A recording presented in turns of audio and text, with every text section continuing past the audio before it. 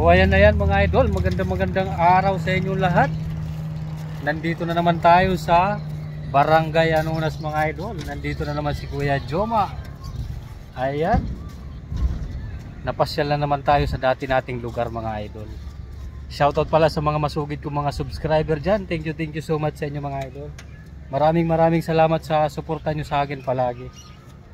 Pinapakita ko lang mga idol yung bagong daan dito sa Barangay Anunas. Ayun. Patapos na rin. Mga December siguro to mga idol. Tapos na to.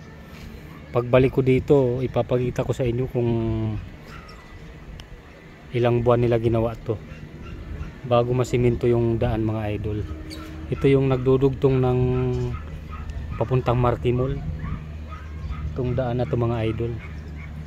Hanggang doon yan sa kabila. Ang pinakadulo nito, ito ng lugar na to mga idol, hanggang dun sa dulo.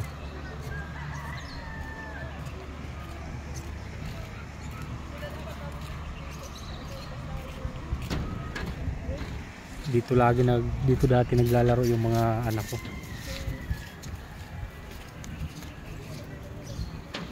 Ito yung tulay na bakal na maliit, lumang-luma na to mga idol. Delikado na siya oh. Medyo na, alanganin oh. Dinadaanan pa to dito ng motor.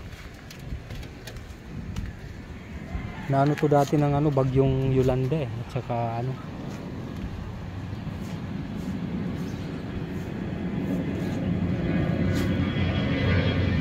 malapit lang kasi dito ang airport mga idol, kaya ayan. Ng aeroplano. Napakaganda. Natapos to dito mga idol. A few moments later. Bumababa kayo dyan, Pogi. Sige nga. Baba nga kayo. Ha? Ano? Mahirap na umakyat. Ha? Na? Lagi niyong panunurin yung mga bago kong upload.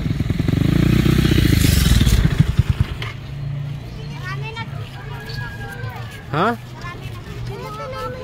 Saan? Ayan mga idol, nanonood daw sila sa mga video ko. Ayan yung mga batang yan, di ba? Meron ako dito tagahanga dito sa sa Batibo. Sana lagi daw nila pinapanood yung mga video ko. Tingnan mo, bumaba na yung isa oh. Vlog. Ito nandito kanyan, panoorin mo. Ayun oh.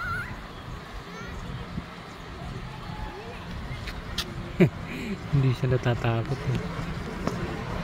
Ay sila oh.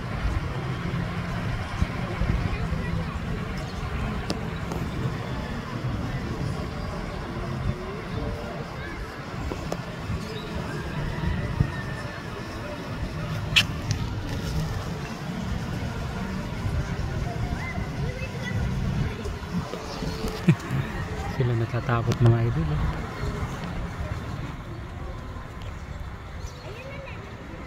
Magiging tambayan na to pag natapos to dito mga idol. Ito yung bagong daan dito sa Barangay Anunas. Pero yung harap nito Barangay Batibot. Ito dito mga idol. Dito naman sa kabila, doon naman Purok 1 at saka dito Purok 2. Ayan mga idol. Ayun na sila yung mga bata.